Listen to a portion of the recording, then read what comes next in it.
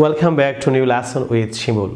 Lovely viewers, আমি আজকে আপনাদেরকে ইংলিশ গ্রামারের একটি গুরুত্বপূর্ণ লেসন প্র্যাকটিস করতে যাচ্ছি। সেটি হচ্ছে ফার্স্ট ইনডিফিনিট টেন্স বা ফার্স্ট সিম্পল টেন্স। ভিউয়ার্স, আমি আপনাদেরকে ফার্স্ট ইনডিফিনিট টেন্স বা ফার্স্ট সিম্পল টেন্সের যে লেসনটি আজকে প্র্যাকটিস করতে যাচ্ছি সেটি হচ্ছে আমার লেখা an adviser of communicative English grammar and language বইয়ের 324, 25, 26 এবং 27 পৃষ্ঠা থেকে আজকে আমি আপনাদের প্র্যাকটিস করতে যাচ্ছি। ভিউয়ার্স, আরেকটি বিষয়, আপনারা যারা এখন মতো আমার চ্যানেলটি সাবস্ক্রাইব করেননি, আপনারা নিচে সাবস্ক্রাইব বাটনে ক্লিক করে এখনই চ্যানেলটি সাবস্ক্রাইব করে নিন। তাছাড়া পাশে যে বেল আইকনটি আছে সেটি ক্লিক করে রাখবেন যাতে আপনারা আমার পরবর্তী লেসন সম্পর্কে আপনারা ইউটিউব থেকে নোটিফিকেশন পান। ভিউয়ার্স, আপনারা যদি ইংরেজি টেন্স সম্পর্কে ভালোভাবে ধারণা দিতে চান, আপনারা যদি খুব ভালোভাবে ইংরেজি টেন্সের সকল রুল শিখতে চান, তাহলে আপনারা আমার চ্যানেলের ইংলিশ গ্রামারের যে প্লেলিস্ট আছে সেই প্লেলিস্ট থেকে আপনারা আমার পূর্ববর্তী লেসনগুলি অর্থাৎ প্রত্যেকটি টেন্সের যে লেসন আছে সেগুলি বাসায় অবশ্যই আপনারা প্র্যাকটিস করলে আমি নিশ্চিত যে আপনারা খুব চমৎকারভাবে আপনারা ইংরেজি ভাষায় পারদর্শী হতে পারবেন। ভিউয়ার্স, আমি এই পর্যায়ে আপনাদেরকে যে লেসনটি প্র্যাকটিস করাচ্ছি সেটি হচ্ছে ফার্স্ট ইনডিফিনিট টেন্স বা ফার্স্ট সিম্পল টেন্স অর্থাৎ অনির্দিষ্ট অতীতকাল। ভিউয়ার্স, আমি প্রথমে আপনাদেরকে অনির্দিষ্ট অতীতকাল অর্থাৎ ফার্স্ট ইনডিফিনিট টেন্সের যে ডেফিনেশন সেটি প্র্যাকটিস করাচ্ছি। যেমন, যে ক্রিয়ার কাজ অতীতে হয়েছিল বা ঘটেছিল এবং তার ফল এখন আর বিদ্যমান নেই, এরূপ বোঝালে তাকে ফার্স্ট ইনডিফিনিট টেন্স বা ফার্স্ট সিম্পল টেন্স বলে। ভিউয়ার্স, আমি এরপর যে আপনাদেরকে বাংলা যে রূপ, বাংলা বাক্যে যে রূপ থাকবে এটি প্র্যাকটিস করাচ্ছি। যেমন, বাংলা ক্রিয়া শেষে ল, লে, লেন, লাম, ত, তে, তেন, তাম থাকলে ফার্স্ট ইনডিফিনিট টেন্স হয়। ভিউয়ার্স, আমি অ্যাফার্মেটিভ সেন্টেন্স অর্থাৎ হ্যাঁবোধক বাক্যের যে স্ট্রাকচারটি সেটি আপনাকে প্র্যাকটিস করাচ্ছি। যেমন, ফার্স্ট ইনডিফিনিট টেন্সের অ্যাফার্মেটিভ সেন্টেন্সের স্ট্রাকচারটি হবে প্রথমেই সাবজেক্ট, তারপর মূল ভার্বের ফার্স্ট ফর্ম অর্থাৎ B2, যেমন do, did, done, did, it, eight. যেমন গো, ওয়েন্ট, এখানে ওয়েন্ট অর্থাৎ B2 হবে plus object plus extension. Because আমি প্রথমে আপনাদেরকে বাংলা কিছু বাক্য প্র্যাকটিস করাচ্ছি। যেমন, সে কাজটি করেছিল। আমরা দেখি একটু ল, ক্রিয়া শেষে ল আছে, সে কাজটি করেছিল। যেমন, তুমি ভাত খেয়েছিলে, ক্রিয়া শেষে লে আছে। যেমন, আমার মা ভাত রান্না করেছিলেন, ক্রিয়া শেষে ল্যান আছে। যেমন, আমরা ফুটবল খেলেছিলাম, ক্রিয়া শেষে লাম আছে। সো বাংলা বাক্যে ল, লে, ল্যান, লাম থাকলে স্ট্রাকচারটি হবে সাবজেক্ট প্লাস মূল ভার্বের ফার্স্ট ফর্ম অর্থাৎ B2 plus object plus extension. Viewers, যেমন সে কাজটি করেছিল, এখানে সাবজেক্ট হচ্ছে কে করেছিল, সে, হি। তারপর হচ্ছে B2, আমরা জানি যে করার B2 হচ্ছে ডুয়ের B2 হচ্ছে ডিড, সো ডিড। তারপর কি করেছিল, কাজটি, অবজেক্ট হচ্ছে দ্য ওয়ার্ক, সুতরাং ইংরেজি বাক্যটি হবে হি ডিড দ্য ওয়ার্ক। তুমি ভাত খেয়েছিলে, ইউ এইট রাইস, ইউ হচ্ছে সাবজেক্ট, এইট হচ্ছে B2, রাইস হচ্ছে অবজেক্ট। যেমন, আমার মা খাবার রান্না করেছিলেন, কে রান্না করেছেন, আমার মা, সো মাই মাদার। তারপর B2 হচ্ছে B2 ফার্স্ট ফর্ম হচ্ছে কুকের B2 হচ্ছে কুকড, মাই মাদার কুকড, কি রান্না করেছেন, খাবার, মাই মাদার কুকড ফুড। যেমন, আমরা ফুটবল খেলেছিলাম, লাম, আমরা সাবজেক্ট, উই, B2 হচ্ছে প্লেয়ার, B2 হচ্ছে প্লেড, উই প্লেড। তারপর কি খেলেছিলাম, football, object, we played football. Viewers, আমি আপনাদের কিছু নোট প্র্যাকটিস করাচ্ছি খুব গুরুত্বপূর্ণ ফার্স্ট ইনডিফিনিট টেন্সে। যেমন, কোনো সেন্টেন্সে যদি yesterday, last night, last week, last year, ago অথবা সিন্স থাকলে তা সবসময় ফার্স্ট ইনডিফিনিট টেন্সে হয়।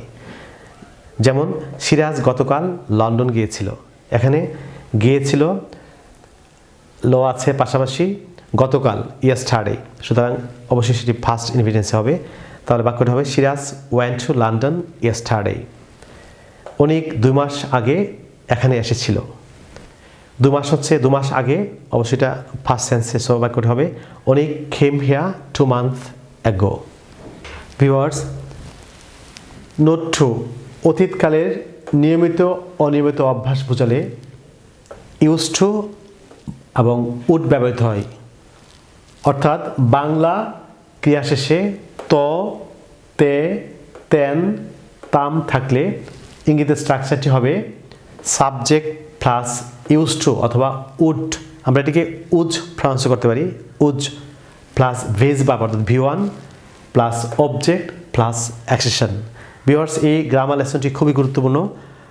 অনেকেই পরীক্ষায় ভুল করে থাকে। আপনারা খুব মনোযোগ সহকারে এই লেসনটি চর্চা করলে অবশ্যই আপনারা ইউজ টু এবং উড যে খুব চমৎকার আপনারা ইংরেজিতে বাক্য তৈরি করতে পারবেন। ভিউয়ার্স, যেমন সে নিয়মিত শরীরচর্চা করত, এখানে বাংলা ক্রিয়া সে তো আছে, তো সে নিয়মিত শরীরচর্চা করত। এখানে সাবজেক্ট হচ্ছে হি, তারপর হচ্ছে ইউজ টু অথবা উজ, তারপর V1 হচ্ছে টেক, তারপর অবজেক্ট হচ্ছে এক্সারসাইজ, তারপর অ্যাকশন হচ্ছে রেগুলারলি। যেমন he use to take access regularly অথবা he use take access regularly. তুমি তোমার খেলার সাথীদের সঙ্গে ফুটবল খেলতে, এখানে ক্রিয়া শেষে তে আছে, ক্রিয়া শেষে তে।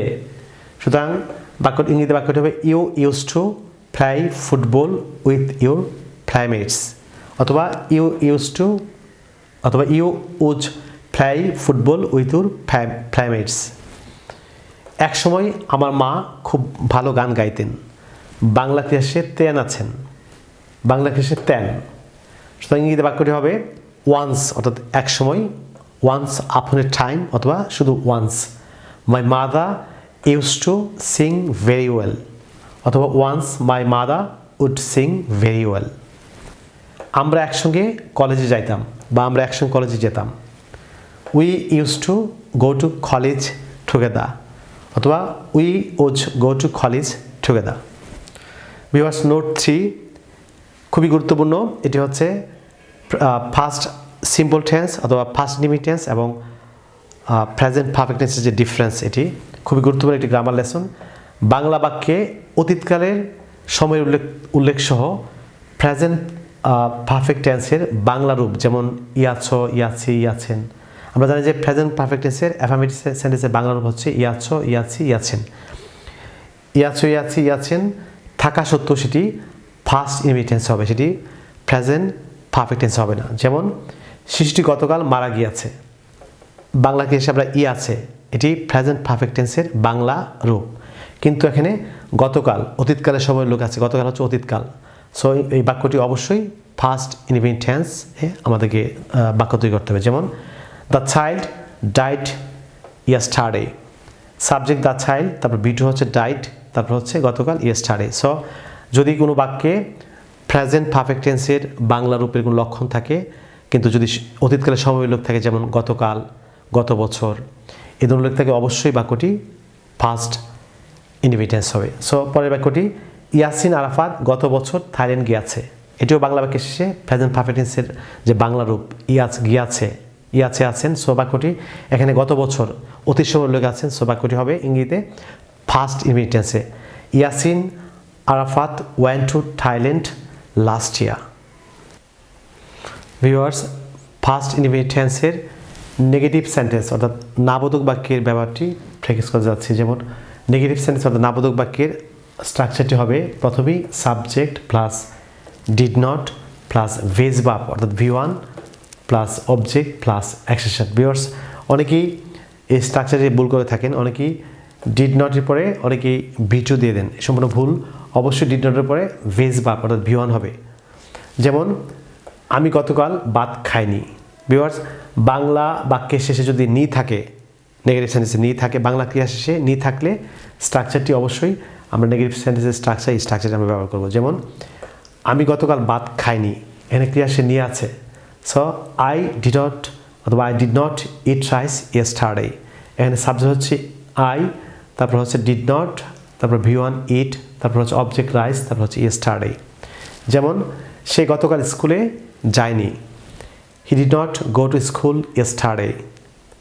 ভিউয়ার্স, আমরা স্পোকেন ইংলিশে আমরা এটিকে রাইটিং ইংরেজিতে আমরা অবশ্যই ডিড নট লিখব এবং স্পোকেন ইংলিশে আমরা ডিড নট বলতে পারি। যেমন এই বাক্যটি আমি গতকাল ভাত খাইনি, I did not eat rice yesterday আমরা বলতে পারবো। যেমন এই বাক্যটি সে গতকাল স্কুলে যায়নি, he did not go to school yesterday, আমরা ডিড নটও বলতে পারবো স্পোকেন ইংলিশে।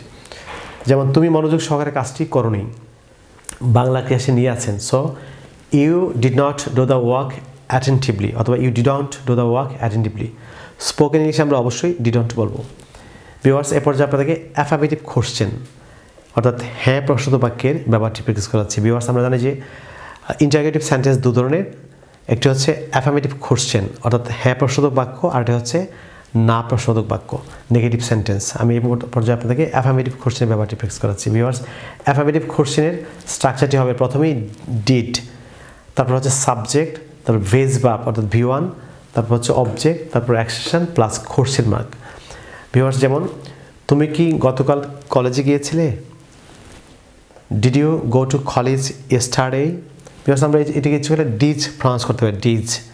Did you go to college yesterday? প্রথমেই ডিড, তারপর সাবজেক্ট ইউ, তারপর V1 গো, তারপর বাকি অংশ। যেমন ছেলেটি কি যথাসময়ে কাজটি করেছিল? Did the boy do the work in time? তিনি কি গতকাল অনুষ্ঠানে উপস্থিত হয়েছিলেন? Did he attend the function yesterday? যেমন তুমি কি ইংরেজিতে কথা বলেছিলে? Did you speak in English? Viewers, negative question অর্থাৎ না প্রশ্নবোধক বাক্যের ব্যাপারটি আমি আপনাদেরকে প্র্যাকটিস করাচ্ছি। যেমন নেগেটিভ কোশ্চেন অর্থাৎ না প্রশ্নবোধক বাক্যের স্ট্রাকচারটি হবে প্রথমেই didn't plus subject plus veg verb অর্থাৎ V1 plus object plus extension plus question mark. Viewers, আমরা স্পোকেন ইংলিশে অবশ্যই আমরা ডিডন্ট বলবো। যেমন সে কি গতকাল সকালে নাস্তা খায়নি? Didn't he take breakfast yesterday morning? তুমি কি ছেলেটিকে সাহায্য করোনি?